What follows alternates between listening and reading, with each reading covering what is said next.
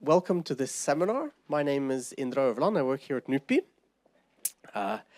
This seminar is about the Russian Far East and its relations to its neighbors in Asia.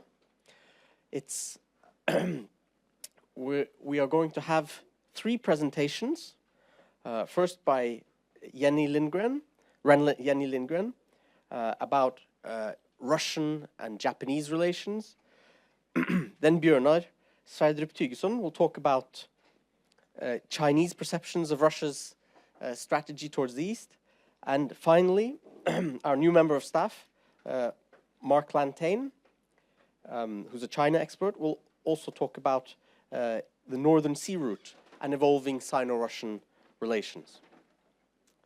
And these presentations are part of or are products of the Russian Far East project, which we are working on here at NUPI, and which is a network with institutions from Moscow, Singapore, China, South Korea, and Japan, working on the same topic as this seminar, on the Russian Far East and its interaction with the neighboring countries and areas. And at the same time, the three people who are presenting today are all part of NEAR.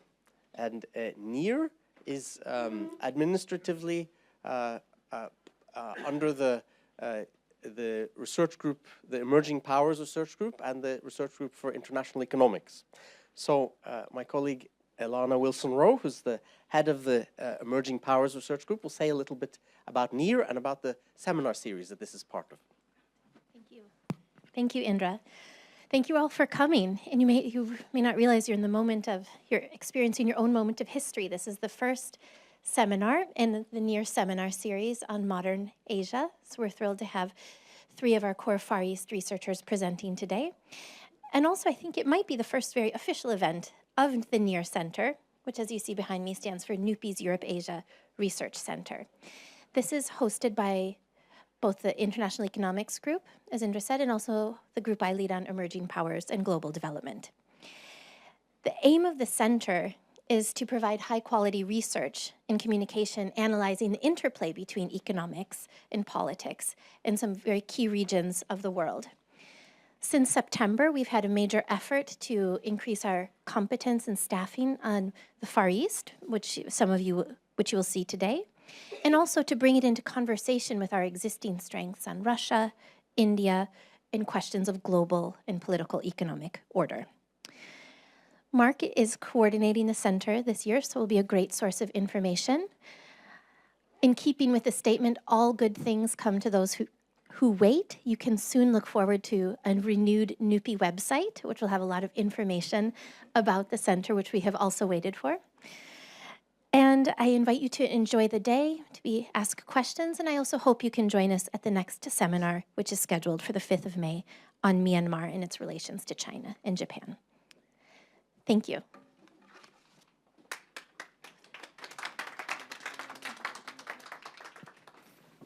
So, as I mentioned, the first speaker will be Ran, talking about the Russian Far East and Japan.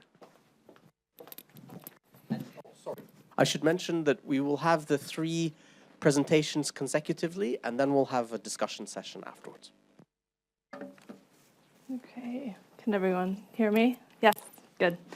Thank you, Indra and Alana, for the introductions, and it's nice to see so many of you here today at NUPI on this Monday afternoon. In the time that I have today, I will be discussing recent developments in Japan-Russia energy relations, and I've chose to focus on two specific periods in time that have really been important for the developments in this relationship. And that's first after the Fukushima crisis in 2011, which began in March 2011. And again, also a couple years later, in March 2014, when Japan joined the sanctions regime against Russia in response to the Ukraine crisis. So just to provide you with a brief overview first, there have been notable developments in Japan-Russia energy relations, but also general relations over the past few years. The bilateral relationship has been, in many ways, plagued by a dispute over the Northern Territories, but also by an unsigned peace treaty from the World War II era. And so now we've seen quite a significant development in what many analysts would describe as a rapprochement in terms of political relations, but also especially to energy. And this has paralleled also President Vladimir Putin's decision to take a turn to the east. He announced this intention in 2013, his desire to turn to the eastern markets and develop the Siberian and the Far Eastern districts of the Russian Far East. Although right now these areas remain largely underdeveloped, they have a great amount of resources in terms of energy, but also land resources. So the development of these areas is very much an interest to not only Japan, but also to East Asia and also to the world in many ways. So I thought to begin by providing you with a brief overview of Japan's situation before moving on to discuss the post-Fukushima and post-Ukraine environments. Japan, despite being a leader when it comes to energy technology and efficiency, its geographic makeup makes it very difficult for the state to reach its resource needs. And as a result, Japan imports about 80% of its energy. It is the #1 user of LNG in the world, liquefied natural gas. It is the second largest coal importer and the third largest oil purchaser. And prior to March 2011, a lot of domestic production was based on the 54 nuclear plants in Japan, but this changed drastically in March 2011 with the Fukushima Daiichi nuclear crisis. And even today, all of these 54 reactors remain shut down. So what happened in the post-Fukushima environment was Japan had to really reassess its energy needs, its energy security, and its energy policy. And so we've seen a diversification of its main resource, LNG, coming from various suppliers in the Middle East, but we've also seen a long-term focus on renewables. And in this aspect, Japan is very advanced, and that is the #6 producer of solar power in the world and also has great technology when it comes to renewables. So phasing renewables into Japan's energy policy is very much a part of the current approach. In terms of what's going on in the post-Fukushima environment, first I should say that the Fukushima disaster was a major catalyst for Russia-Japan energy relations. And this is because Russia was very quick to respond to Japan's energy need to provide LNG. Japan has very high demand for LNG, and especially right after the disaster, Russia came to the forefront and provided that, but also oil and other needs. And so this has really set off a new relationship when it comes to energy cooperation between the two countries. Sakhalin Island is the main area of resources coming from the Russian Far East. In fact, it is the only area where gas is being extracted, and Japan is very much involved in this region in that it is taking place in two major projects that many of you, I'm sure, have heard of. They're not necessarily projects that began after the Fukushima crisis, but they're projects where a lot of the resources that were given to Japan after Fukushima originated. So first we have the Sakhalin-1 pipeline, which is a collaborative effort between a government of Japan-led consortium, Russia, the US, and India. And this crude oil supply from there has been starting in 2009, and they're starting to supply gas in approximately 2018 as well. The Sakhalin-2 pipeline is being developed by Japanese trading companies Mitsui and Mitsubishi, along with Gazprom and Shell. And this pipeline provides Japan with about 10% of its energy needs. And among the Asian states within the Asian vector, China, South Korea, Japan receives the largest amount of exports from the plant, which was about 82% in 2013. So you can see the two Sakhalin projects on the right side of the map and their proximity to Vladivostok and also to the northern island of Hokkaido in Japan here. In addition to the Sakhalin projects, in 2012 at the APEC meeting, Japan announced its initiative to build a $13 billion LNG plant in Vladivostok. The plant would be developed in coordination with Gazprom and a group of Japanese companies known as the Japan Far East Company. And it's expected to have exports starting in 2018 and 2019. But this plant has been largely put on hold in the aftermath of the Ukraine crisis, and now media is reporting that whether or not this plant will actually happen in the first place is being debated, as there is quite a steep competition coming from other LNG sources within the Asia-Pacific region, namely Australia, but also the shale gas that the US is now offering to Japan. And I should note on the shale gas dimension that an important aspect there is that Japan's foreign and security policy is largely derived from its alliance with the United States. And in this regard, the US does have some push and pull over what energy choices Japan makes. And so this could lead very much to a diversification towards North American sources and less so towards Russian or traditional sources in certain scenarios. In addition to the LNG plant in Vladivostok, there's also the Eastern Siberian Pacific Ocean pipeline, which has been delivering crude oil to Japan since 2009. And this is a very attractive venue for Japan and also for Russia because it could help Moscow meet its needs to have about a third of its crude oil exports to Asia by 2020. Beyond these established and potential projects, Japan and Russia have recently also started working on renewable energy initiatives. And this, like I said, is very important to Japan in that renewables are supposed to be a very large part of its energy diversification project that it's undertaking now. And on this front, they've been launching in 2014 a wind power plant technology that allows for operation at low temperatures in the regions of the Far East. And this seems, from what I've read, to be an initiative that is very much ongoing despite the current conditions after Japan joining the sanctions regime in March 2014 and upgrading sanctions again in August and December of 2014. One thing that Japan definitely recognizes, and one thing that Russia should use to market itself to Japan, is the fact that the energy sources in the Russian Far East have a comparative advantage over Japan's traditional suppliers. They are largely overland routes. They avoid choke points or hostile waters, and they reduce the delivery time to Japan significantly by about 2 weeks. And so this is less time-consuming than importing for the Middle East, and Japan recognizes this, but it also needs to come hand in hand with competitive pricing and schedules that are attainable and realistic.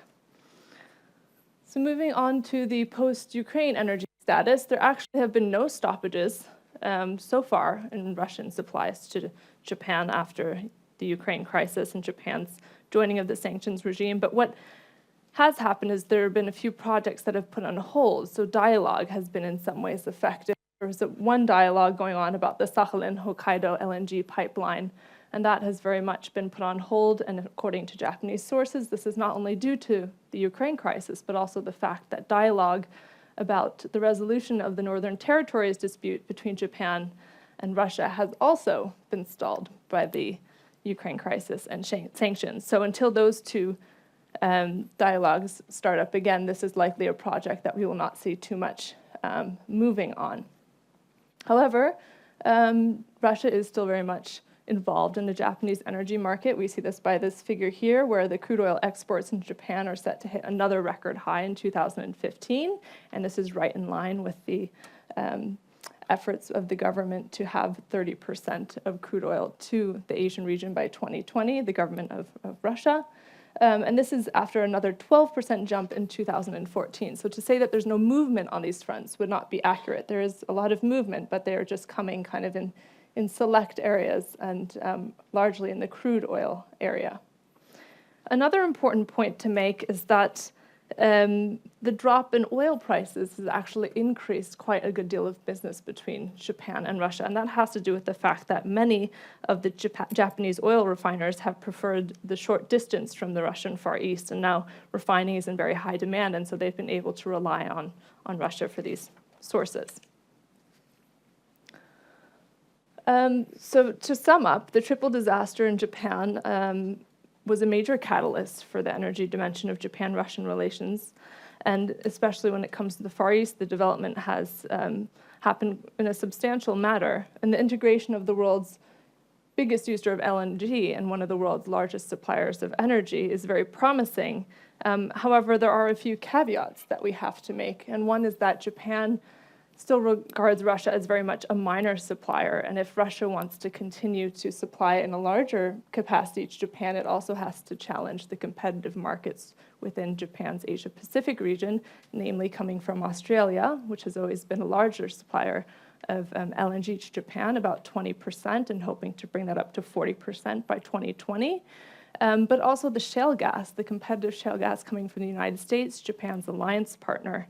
So how Russia will market itself further to Japan and hone in on its comparative advantages of having a very short distance and also a very rich source of energy is going to be a major determiner in how Japan and Russia work from this point on. But overall, it's important to say that the sanctions regime has not affected gas and oil imports to Japan thus far, and will not likely also have much of an effect politically on the scheduled visit of President Putin to Japan in 2015. Thank you. I will turn it on to Bjørnar.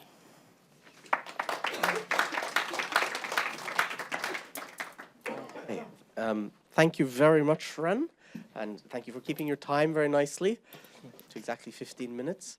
And as I mentioned, we'll have the discussion after the three presentations. So the next one is by Bjørnar Sverdrup-Thygeson, who's a PhD student here at NUPI working on China, or will be soon, and is going to talk about Chinese perceptions of Russia's Go East strategy. Right. Thank you so much, Ren, and thanks to all of you for taking the time to come over here on this inaugural event of the NEAR seminar series. The task that was allotted to me as we went forward with this Russia Far East project was essentially twofold. Firstly, I was meant to sort of provide a bit of background context on China-Russia relations. Secondly, I was given a task of looking into the Chinese perceptions of this pivot. China is very much at the center of a lot of pivots going on these days. A lot is being said about what the Chinese think about the US pivot to Asia. They do not like it all that much. Not very much is said or written about how they perceive this new Russian pivot eastwards. So that was the second part of there you go. Project. It is of course sort of a massive undertaking to try and squeeze into 4 pages of a policy brief, and squeezing it into 10 minutes of lecture time is even more of a challenge, but I'll give it a go. And I assume someone in back there will give me a warning if I speak too much. To start at the very beginning, as all the maps around you here in this room should give you the impression of, the relationship between China and Russia has historically been and will in all likelihood be a very central relationship to whatever happens in global politics. For the reason, as a lot of scholars will make a big point of, that the majority of the world is Eurasia, and the majority of Eurasia is, give or take, Russia and China. It is a core important relationship. However, it has been going through quite sort of some stormy seas over the last 100 years or so. Imperial Russia and Imperial China had their ups and downs in the days. Russia very much a part of what the Chinese call the 100 years of humiliation. Managed to carve up a neat little chunk of northeast China. Essentially sort of the region where Vladivostok is today.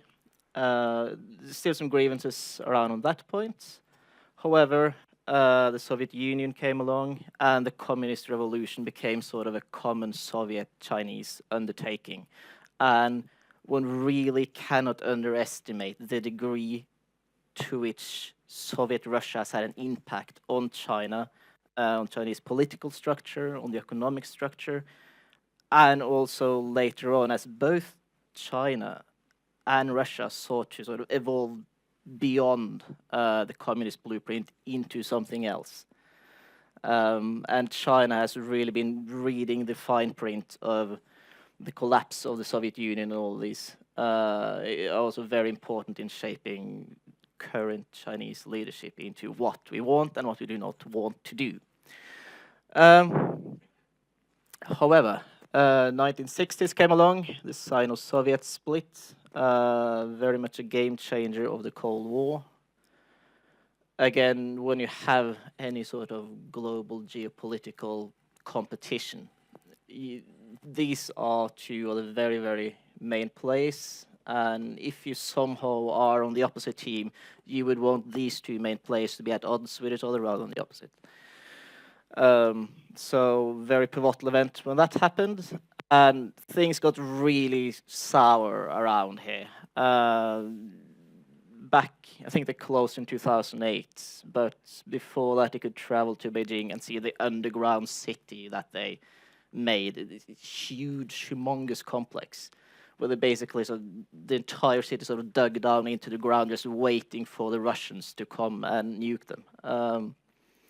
Very much a problematic relationship, and that is why 1989 is very important for another thing as well, and that is Gorbachev's famous visit to China, who was a watershed moment from where on out the China-Russia relationship grew ever stronger and has more and more come to define Eurasia.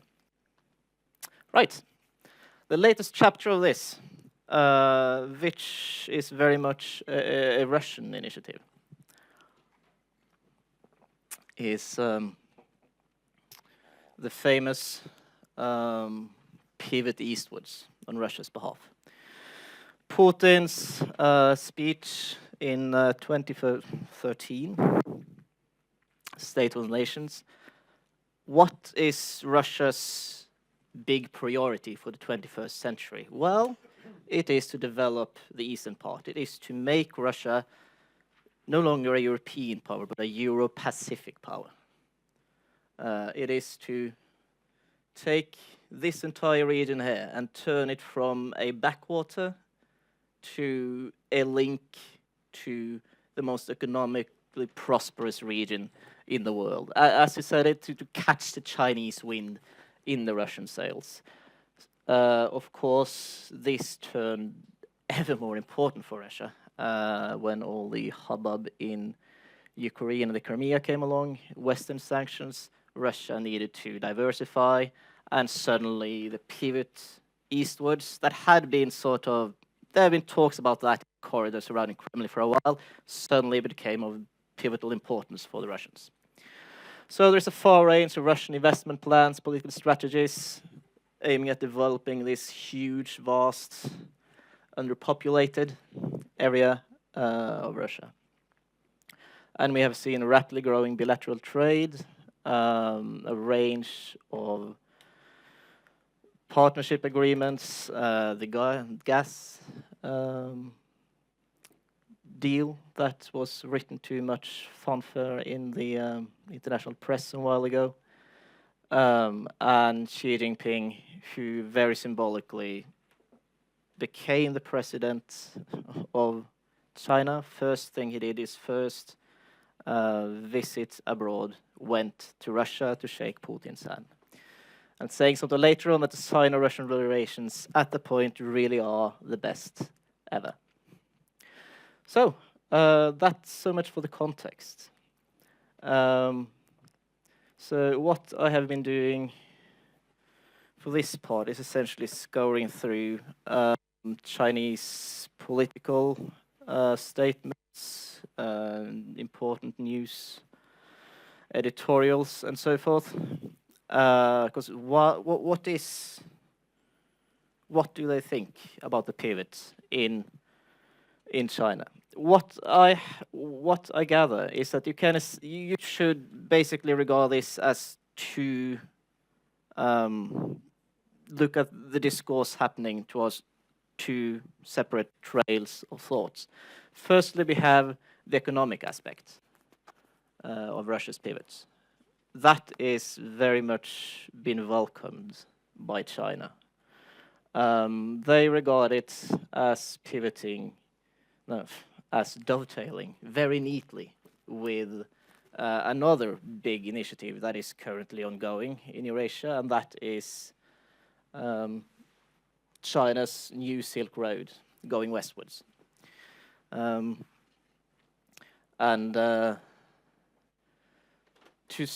The Chinese are very much in favor of looking at what sort of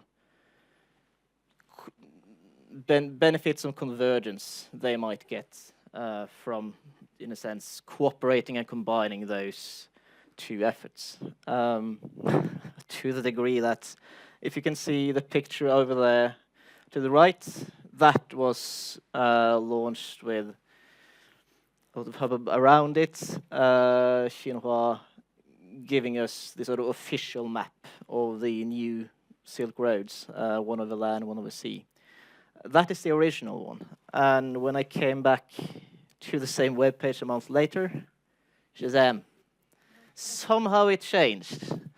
And luckily I had a screen dump of this map, because you cannot find that map anymore. But somehow something happened along about the time of this. That's the gas treaty between China and Russia. And suddenly Museke is part of this beltway, which is quite it's not really a shortcut at all, but, you know, for political and symbolic reasons rather than economic. However, when it comes to the political or geostrategic aspects of this Russian pivot, two things to keep in mind. The Chinese opinion are quite fond of Russia at the moment. Unlike everyone else, this is a Pew Research thing, and favorable views of Russia and how that has developed from 2013 to 2014. Again, Crimea, Ukraine, all that stuff happening in between here.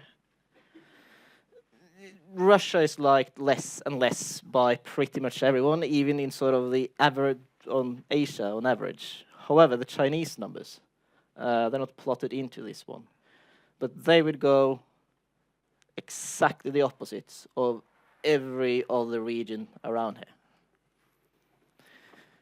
All the Ukraine troubles and Russia's involvement have only made the Chinese more positively regard Russia positively, which is an interesting thing to keep in mind. However, the Chinese political system being what it is, the public opinion doesn't necessarily matter that much. So when you look into what is the official line on this, you will find in quite a sharp contrast that they do not want any talk of any sort of Sino-Russian de facto alliance. Thank you. Of any sort. In fact, that's the spokesman for the Ministry of Foreign Affairs down there to the right. He has gone so far as to say that Russia and China, it's not only is it not an alliance, it's a non-alliance,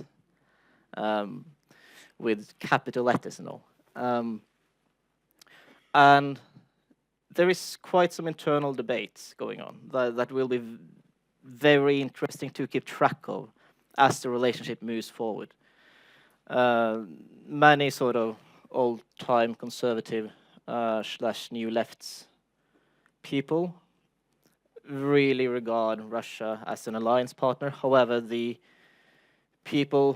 main people in charge in the Politburo at the moment are very careful not to be seen as teaming up with someone that is an enemy of the West. China is still, I will argue, and many Chinese argue, too dependent on the West to risk being put in a camp of those against them. So, and then at the end of the policy brief, a couple of policy recommendations, essentially based around this framework, that the future trajectory we look at with the China-Russian relationship. You have a set of forces. You have a sort of centripetal forces. In that both of them share a couple of basic political worldviews, tired of US dictatorship, and they're very and focus on internal stability, and this very Westphalian view on state sovereignty, which of course they have time and again teamed up over at the UN and in other forums. Also, they share, if you look into both the Russian and Chinese discourse, something they share is the worry that they are currently being surrounded and hemmed in by Western forces.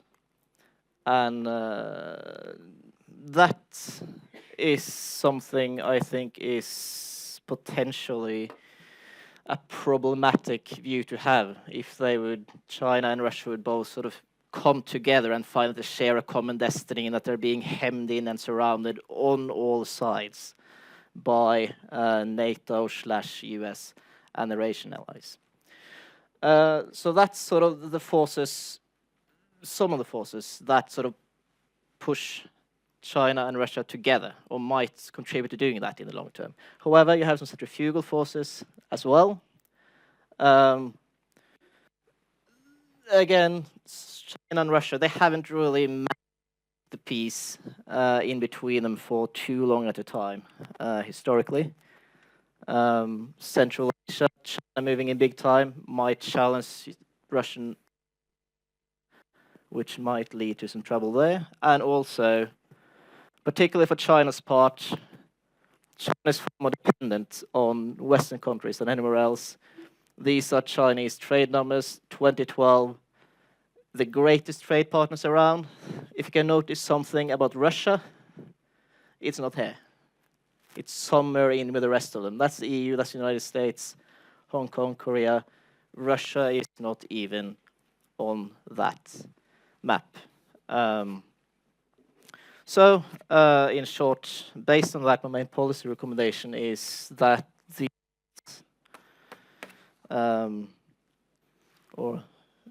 Western forces should do their best in order to make sure that the centrifugal forces will, for the future, be stronger than the centripetal forces.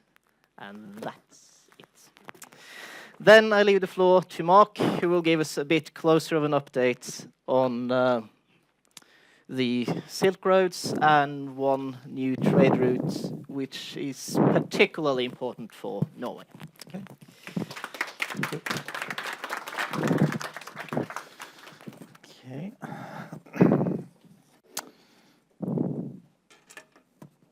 Okay. Apologies. I have a bit of tinfoil on the radar here. Okay. This is so annoying. Can everyone hear me?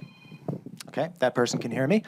Okay, thank you very much for coming, and it's a pleasure to be here and to help kick off a very important project related to the development of NEAR.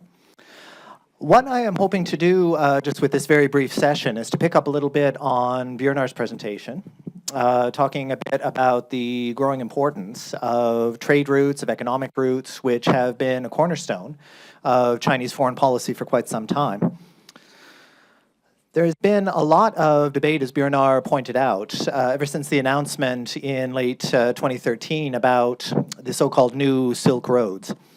These have included both the land routes that Bjørnar mentioned, as well as a maritime routing.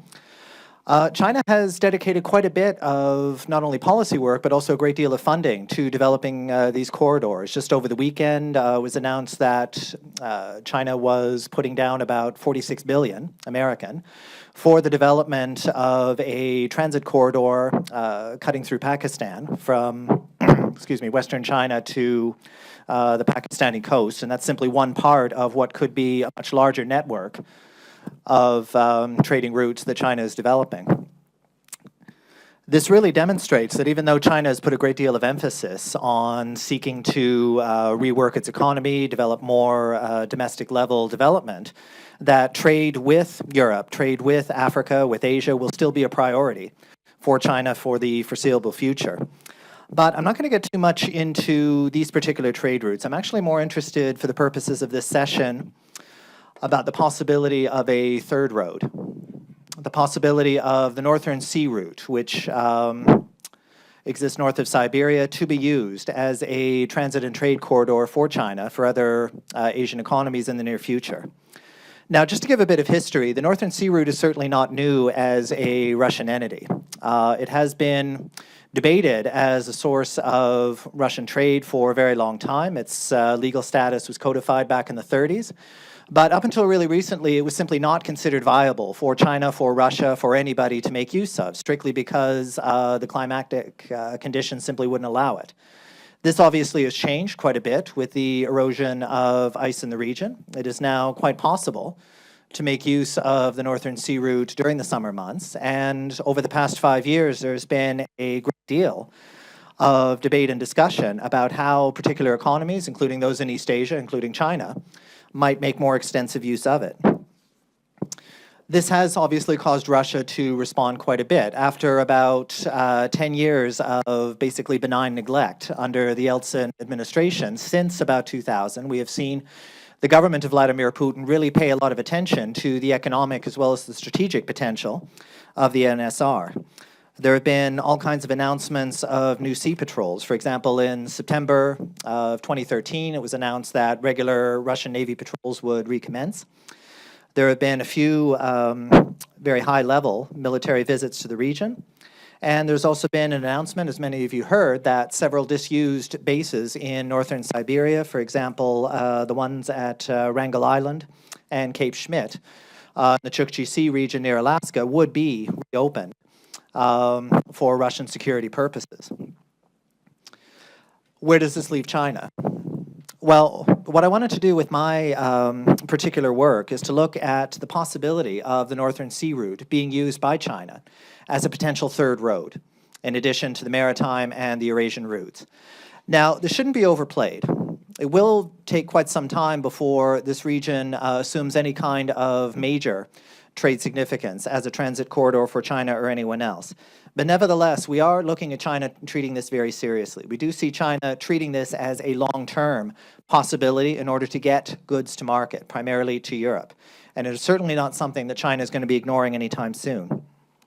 It's been suggested, for example, that on average, about 6,000 kilometers of trade route would be cut if China, a given Chinese ship were to make use of this particular run.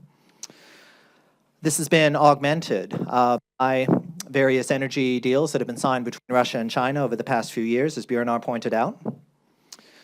But China is still trying to basically formulate a policy for making more extensive use of the NSR. The Northern Sea Route is still very difficult to navigate. It does require very specific ships. It requires a great deal of extra money.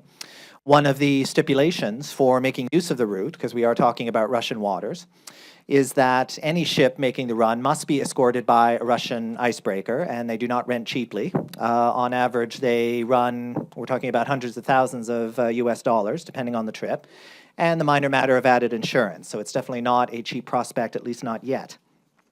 In terms of icebreakers, though, Russia has been making extensive use of its icebreaking fleet. It has a considerably large one, about 42 ships last I counted. So they are certainly in a position to engage in escorts of various vessels.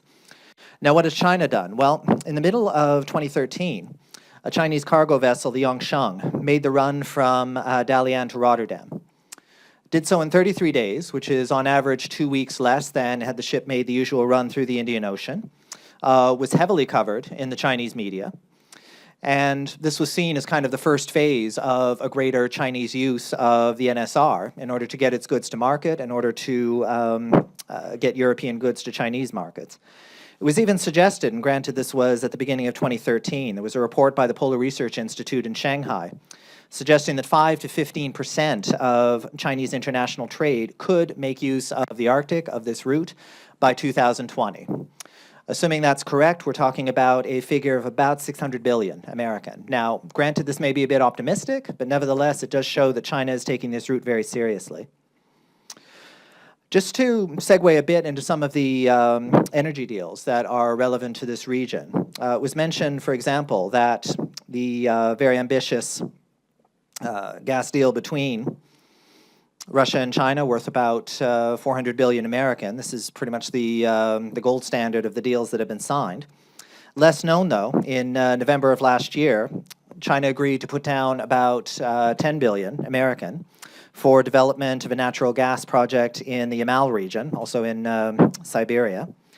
And as was noted, Russia is very interested in looking to China, pivoting to the east, looking at China as a potential counterweight should sanctions post-Ukraine continue into the near future. It's not sure yet how many of these oil and gas projects, however, will bear fruit. It is important to note, though, that with the drop in oil prices, it has become much more difficult for any kind of oil and gas development in the region to turn over a profit, at least in the near term. But China has demonstrated in various policy speeches, for example, at the High North Dialogue up in Tromsø really recently, that it is looking for partners, including Russia, and that it is taking a very long-term view of the economic benefits of the region itself. So where does this leave Russia? Well, Russia is concerned to a degree. It very much welcomes the possibility of China economic partnership, but there's also a bit of concern that the Arctic, in addition to the Russian Far East region, not be considered a de facto resource zone for China, like a term that was used as it should not be treated as Outer Manchuria, or as a Russian policymaker said recently, that the Russian Far East and the Arctic should not be considered Finlandized because of China's economic growth. So that's very important. The other issue that should be noted, and this has come up quite a bit in the Arctic Council ever since China became an observer in 2013, is that Russia and China are on different pages when it comes to the role of the Arctic as an international versus a regional space, and that includes economics. Russia does tend to view the region as exclusive, whereas China has talked quite a bit, Chinese commentary has talked quite a bit about the role of the Arctic as an international space with a great deal of international economic concern. So in keeping in mind the whole idea of a Sino-Russian partnership, both in terms of oil and gas and use of the Northern Sea route, it is important to point out that there's still a lot of bilateral political discussion to be had, and that we may only be seeing kind of the first stages of the NSR and the Russian Far East region as a source for economic partnership between these two great powers. And I'll leave it here. Thank you very much.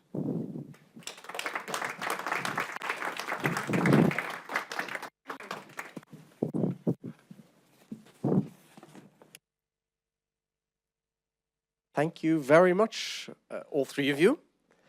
And we now open the floor for questions and comments, if there are any. I thought, right, we have one at the back here. Jakob, would you like to start? First and foremost, thank you for very interesting presentations. I have one question to Ren and the other one to Mark. The one to Ren is about the new energy technologies being developed in Japan. Some years ago, there were some rumors and confirmed reports that some of the Japanese companies have managed to develop extraction of energy from methane hydrates on the sea bottom. To what extent this may change the energy game? We know that Japan has a lot of this type of resources easily available around the archipelago. And the second question to Mark is about And are there any calculations showing that how many Chinese ships should use this northern sea route in order to ship between 10 and 15% of of Chinese export to Europe, and how Russia could cope with this challenge? We are most probably talking about thousands of ships, not tens of ships. Yep, I'll take the first question on Japan's exploration of methane. This is very much an ongoing initiative. It's something that Japan began with a couple years ago. It's still in its exploration period, but it's also a point where Japan has reached a very critical situation after the 2011 crisis, and has really reconsidered where it wants to put its money into looking into other options and diversification. Methane is still something that's high up on Japan's list, but it's also very expensive to transport and to extract. So Japan is keeping it as an option, but is not, I would say, working actively to the degree that it had a few years ago on the issue. But no, unfortunately, no major developments to report on that end. Yeah.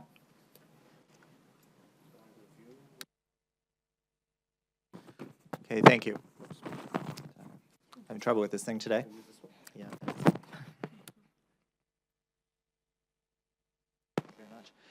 Yeah, a very good question. Unfortunately, there hasn't been much beyond the original estimate suggesting, okay, how many Chinese ships would actually be required in order to boost Chinese trade in the NSR up 5, 10, 15%. This is still very much a hypothetical. The other point, which I didn't have a chance to make before, is that for all the enthusiasm about use of the Northern Sea Route, like up until 2013, the number of ships overall making the run was on a pretty steady upward trajectory. Then we have last year. The number of ships was about 31, I believe. So that's basically half what it was the previous year.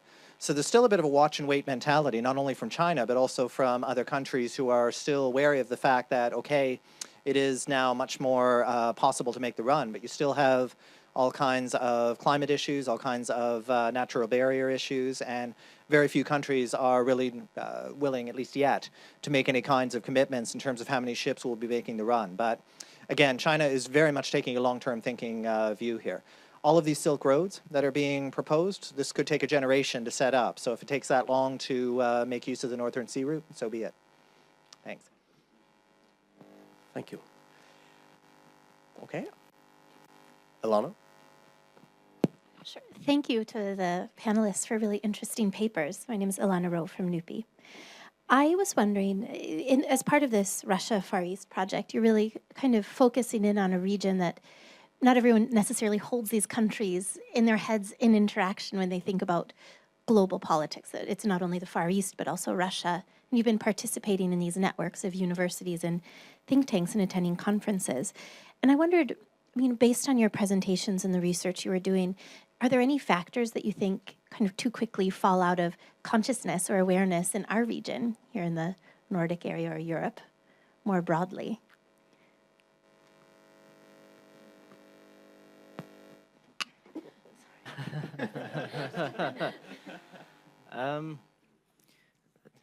In general, I would say there is a lot of topics we tend to forget about here in Norway that we would do good to think more about.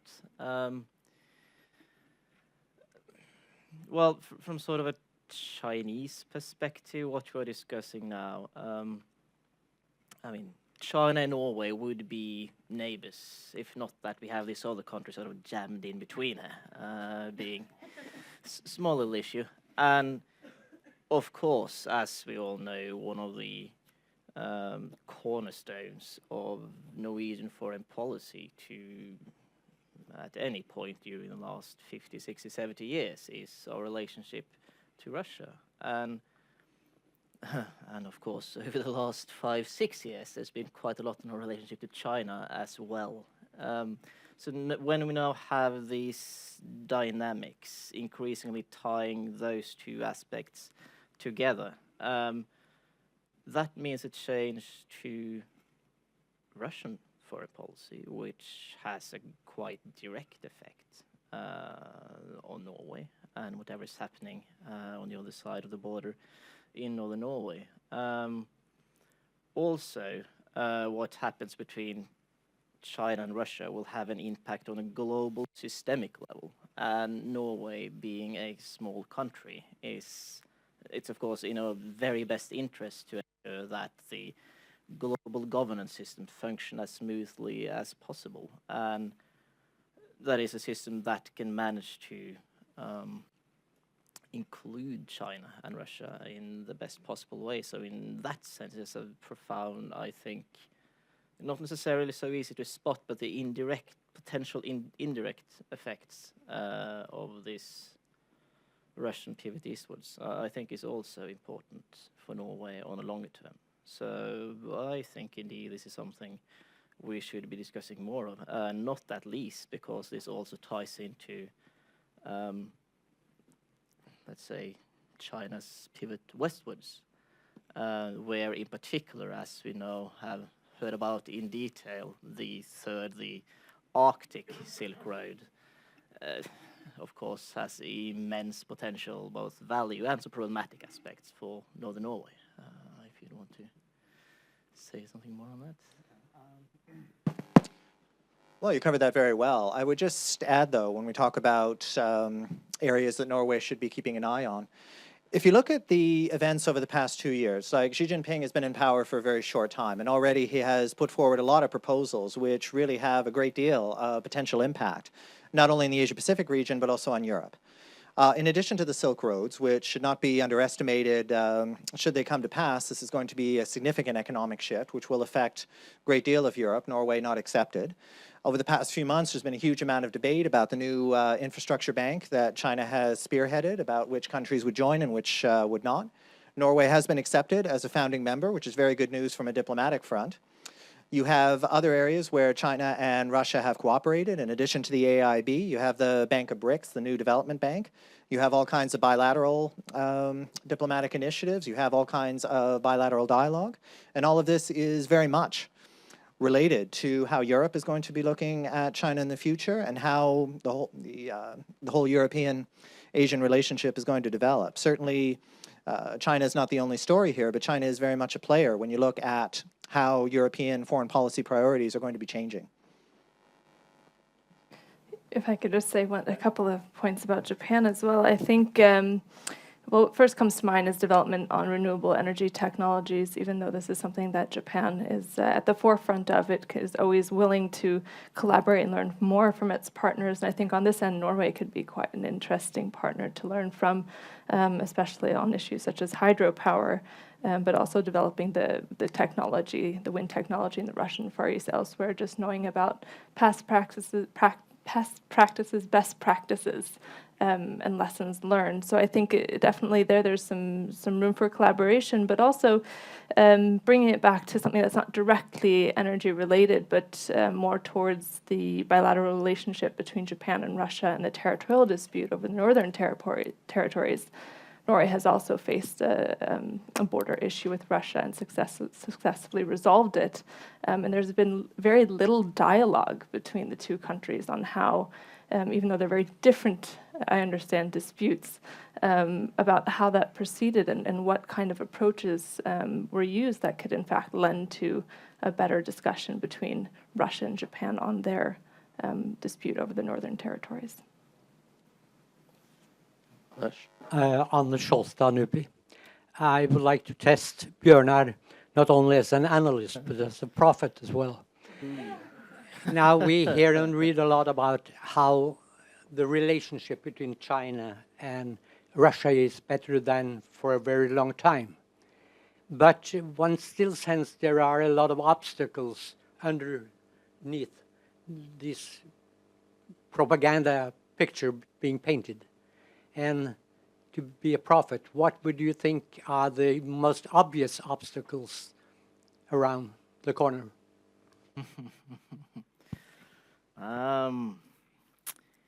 Yeah, let's test my prophet streak here. Well, as I mentioned briefly, I don't know if you're very right to point out that everyone is saying that China-Russia relations they are at the best ever. However, for most of the last 200 years, the relationship has not really been that good. So, it doesn't take that much. I mean, even in the heyday of sort of the Sino-Russian alliance with Mao and Stalin, there was a fundamental problems hampering the relationship. So that's the past. As for the future, a couple of things to keep particularly in mind, I think. At the very fundamental level, you have the fact that Russia is, my apologies to Putin and all that, it is a power on decline. China is very much a power on the rise. And these sort of, at the intersection of those two dynamics, there will sort of, if there is a law of international politics, it is that one, that at such intersections there will be tensions. And when it comes to China and Russia, a couple of areas where these tensions might be particularly visible is firstly in Central Asia, where they are currently being more than a tad propagandistic of how great there is, working hand in hand to sort of build this Chinese belt of influence right over here. Problem with the right over here region is, of course, that that's Russia's old backyard. And in the longer term, I mean, in general, we know that they do not like to lose influence over their backyard. We've seen that played out quite starkly the last year. So that is one potential hinder for the two of them. Another is the fact that this huge area, it's about, well, a bit depending on how you count it, you have 6 million-ish people living here. And then you have 1.23 billion people living here.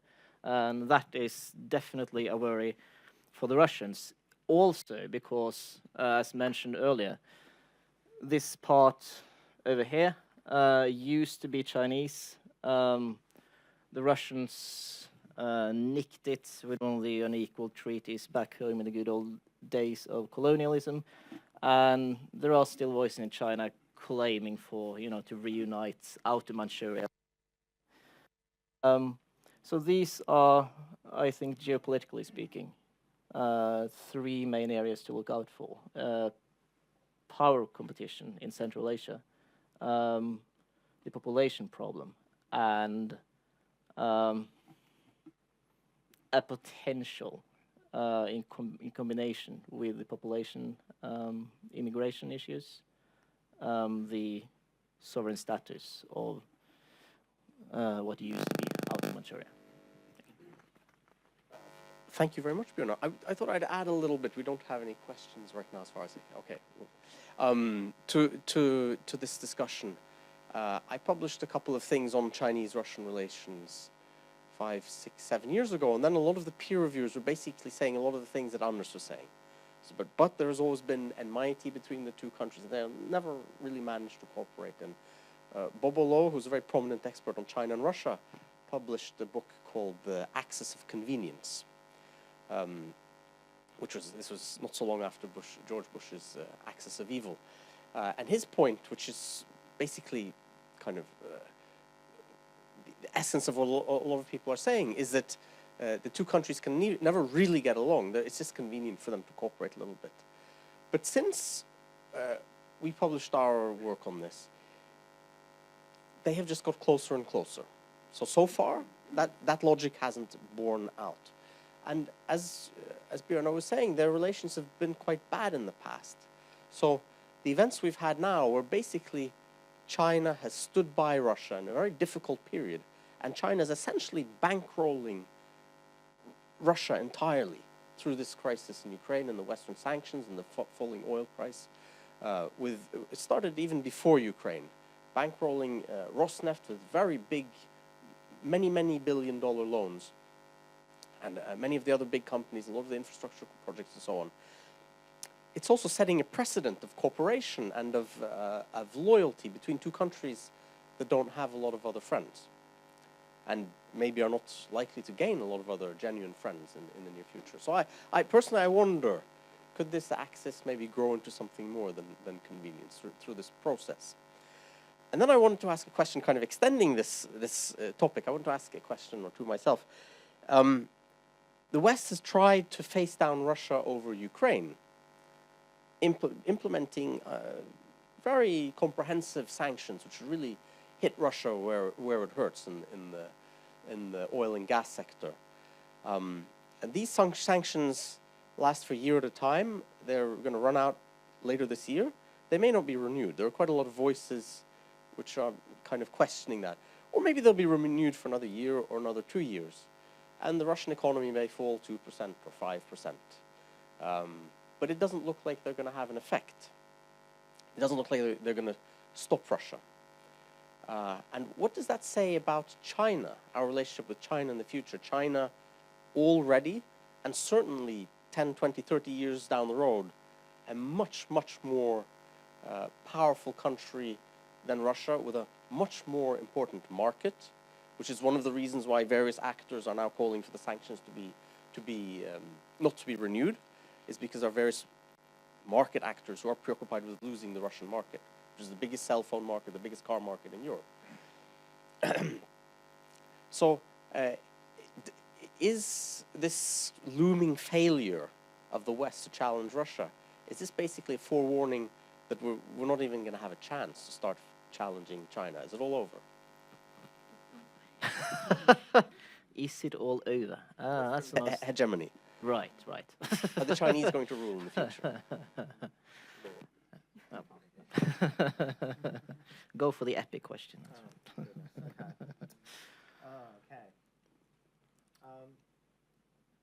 All right then. Okay, as to the first question, it is, when thinking about the relationship between Russia and China, there's a Chinese phrase which is pretty appropriate here: same bed, different dreams.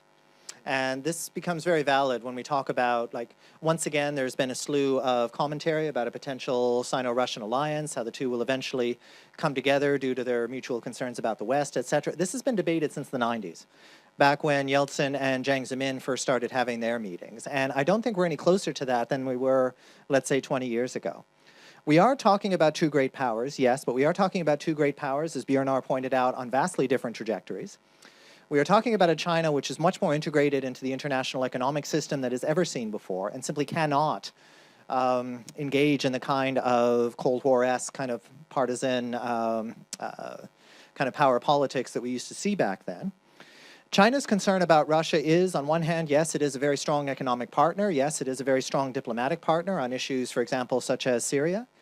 But beyond that, there is still very little that the two sides really agree on in terms of what is happening next, in terms of the international system. Who is going to be answering the questions? Who is going to be defining new organizations, new institutions? All of that is still very much open for debate between the two sides. Now, in terms of Chinese power, again, we are talking about a country that is just on kind of the front end of its great power status. It's really tempting to call China a superpower. It is not a superpower. Will not be probably for quite some time. It still has quite a bit of work to do in terms of developing international policies beyond the Asia-Pacific region. There is still a lot that China is seeking in terms of not only economics, but just information.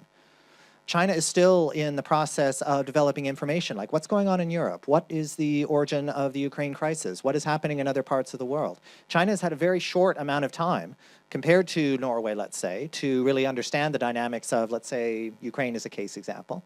And that's not something that can be bought. It's not something that can be just developed by, okay, here's a particular financial package and, you know, we have all the information we need. It doesn't work that way.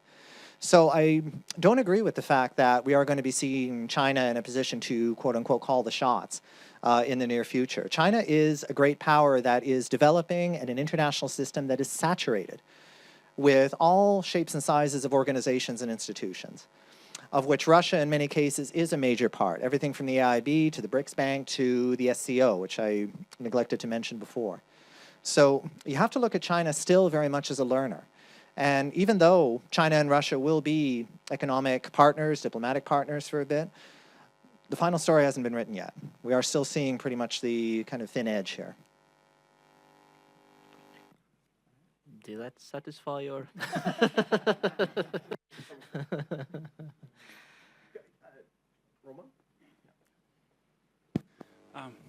Thank you once again for your excellent presentations. And I have a question, which is, I think, a continuation of what Indra has just asked you. Given these very ambitious Chinese plans, economic plans of developing these huge economic corridors, this new Silk Road, the Arctic Maritime Route, for example, and I wonder, in this case, what was the attitude of biggest Chinese partners like the EU, the US, let's say also India? How do they perceive these ambitious goals that China set, and whether these ambitious goals of China have led to any shift in their strategies towards China, or there has not been shifts at all? And as you said, Mark, probably they don't really take it so much seriously because China is not a great power yet, or whether you can still say that, well, some of the countries, some of the biggest countries have started to reconsider their policy toward China, giving these huge economic projects. And also the question of a similar nature to Ren regarding Japanese reaction towards changing dynamics as regard, for example, the development policy, because until recently the Asian Development Bank, which has been mainly funded and supported by Japan, last year with this new development banks emerging in China and also as part of the BRICS, this may soon change the dynamics of the aid policy in Asia, with Japan playing a less and less role in the Asian Development Bank because of the growing sort of Chinese financial institutions. So again, the question is whether Japan has started sort of reacting to this change, for example, in the development policy of China or not. Thank you.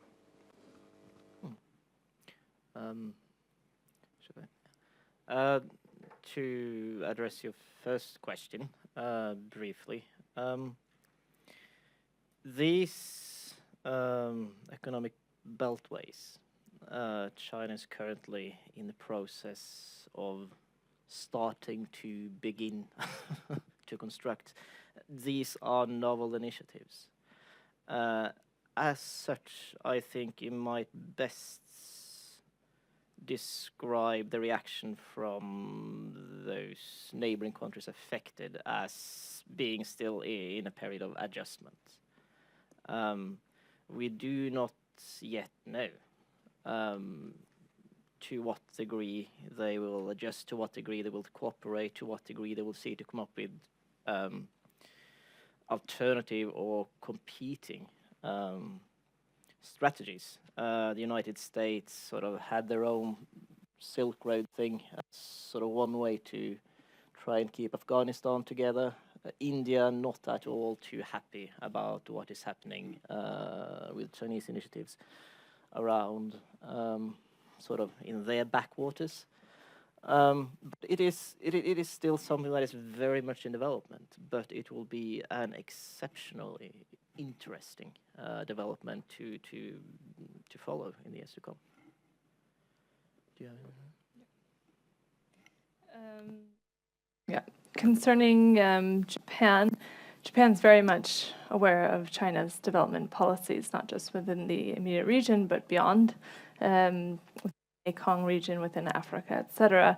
But in terms of this bank, this newly development Asian infrastructure bank, Japan has been in a little bit of a unique situation, and that is largely in part due to its alliance with the US. So the US has asked most of its allies to refrain from participating in this bank. Japan was the only ally that actually followed through on that, and so has now not taken China's very generous offer to have Japan be one of the top officials in the bank, and has rejected that claim as well.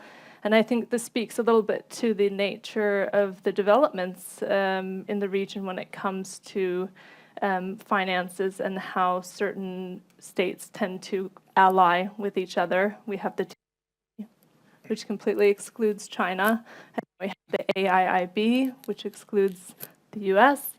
So to see the developments there will be interesting, and to see how they try to integrate at certain degrees, maybe not at partner levels, but in other levels, will be telling of how the infrastructure will be in the years to come.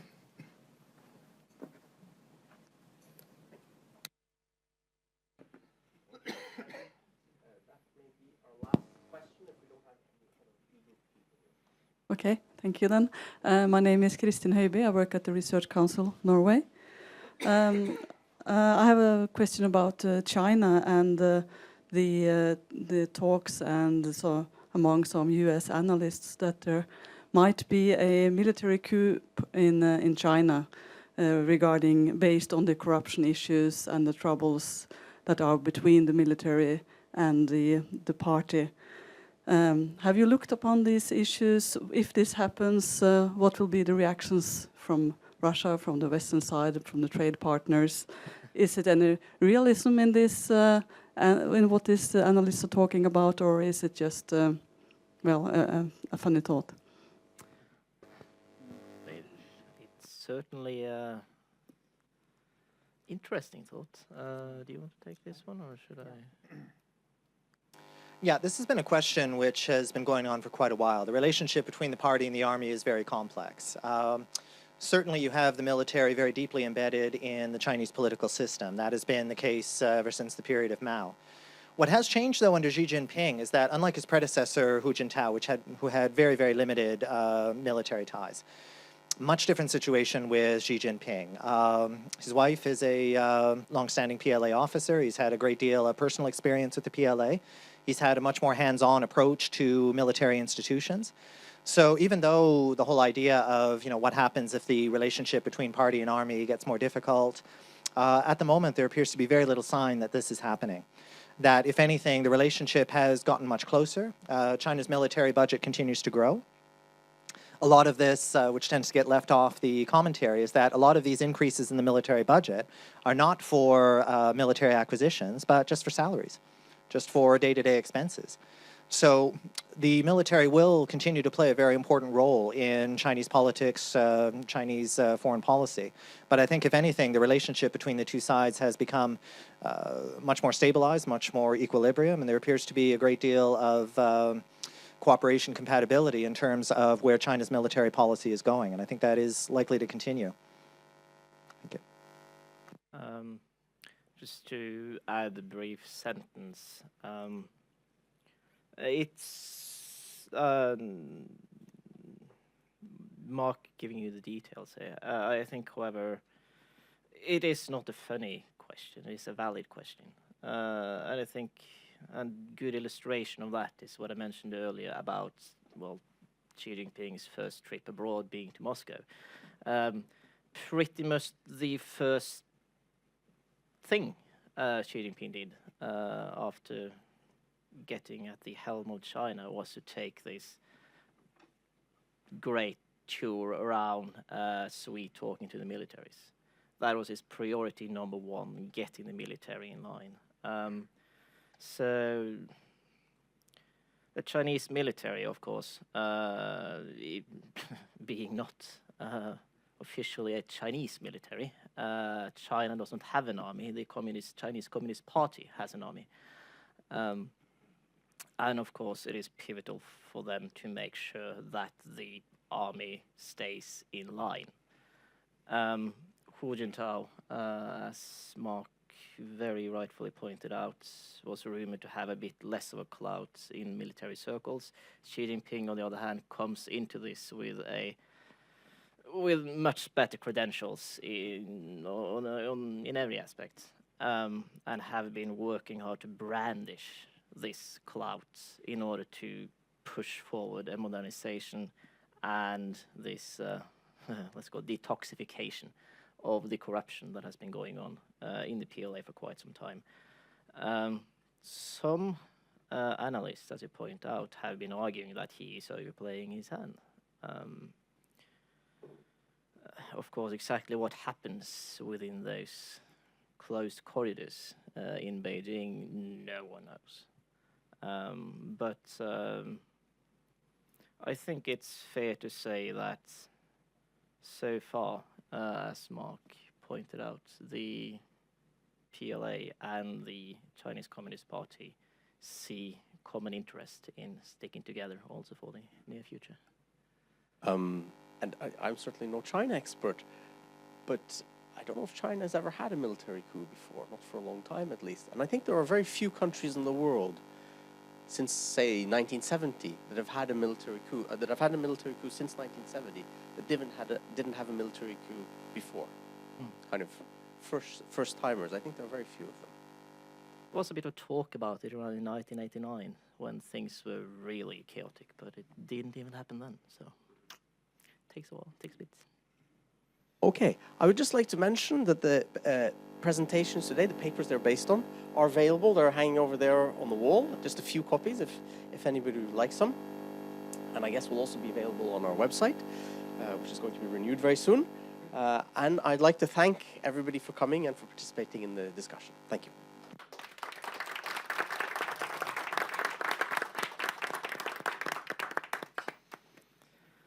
Whew, let's get rid of these things.